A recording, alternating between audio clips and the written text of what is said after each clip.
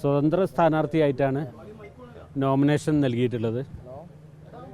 ഇനി സ്വതന്ത്രമായിട്ട് നോമിനേഷൻ കൊടുക്കുകയും ആർക്കു വേണമെങ്കിലും പിന്തുണക്കാം. ഇപ്പോൾ കുറച്ച് സുഹൃത്തുക്കളും നമ്മൾ കുറച്ച് ആളുകളും മാത്രമാണുള്ളത്.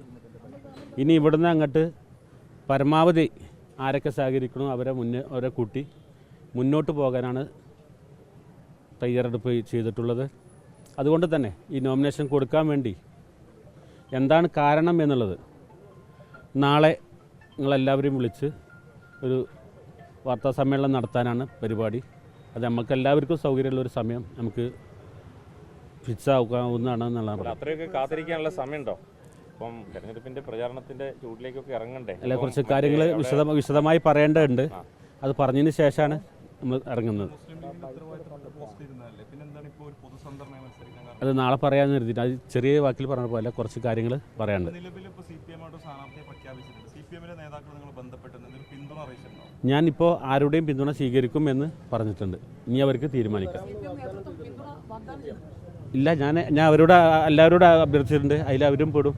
അവർക്ക് വേണമെങ്കിലും പിന്തുണക്കാം, ആർക്ക് വേണമെങ്കിലും പിന്തുണക്കാം.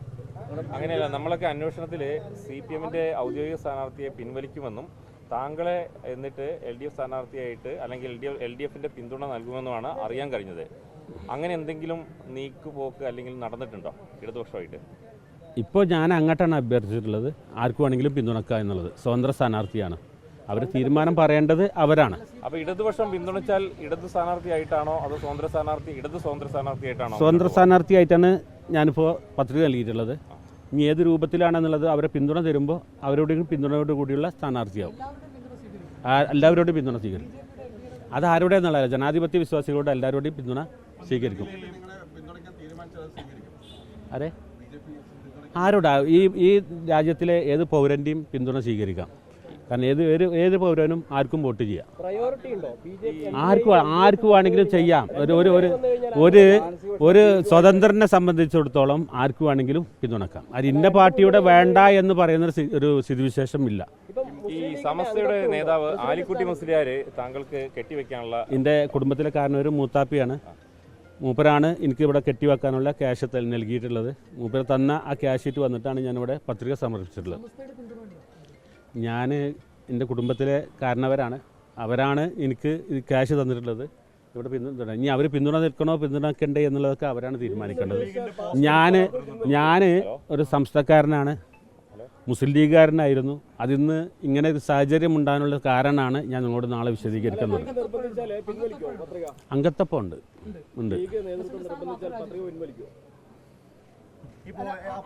ബാക്കിയുള്ള കാര്യങ്ങൾ നാളെ പറയാം. അല്ല, ഇത് ഒരു സംശയം. താങ്കളെ വേദനിപ്പിച്ചത് സംശയം ചോദിക്കുകയാണ്. കാരണം വെച്ചാൽ മണ്ഡലം പ്രസിഡൻ്റായിരുന്നു, നിയോജക മണ്ഡലം പ്രസിഡൻ്റായിരുന്നു. ഒരു സുപ്രഭാതത്തിൽ പെട്ടെന്ന് ആ സ്ഥാനത്ത് നിന്ന് നീക്കി. അത് താങ്കളെ ശരിക്ക് വേദനിപ്പിച്ചോ? അതുകൊണ്ടാണ് നാളെ പറയാമെന്ന് പറഞ്ഞത്. കുറച്ച് വേദന എങ്ങനെയാണെന്നുള്ളത് നിങ്ങളോട് പങ്കുവെക്കണമല്ലോ.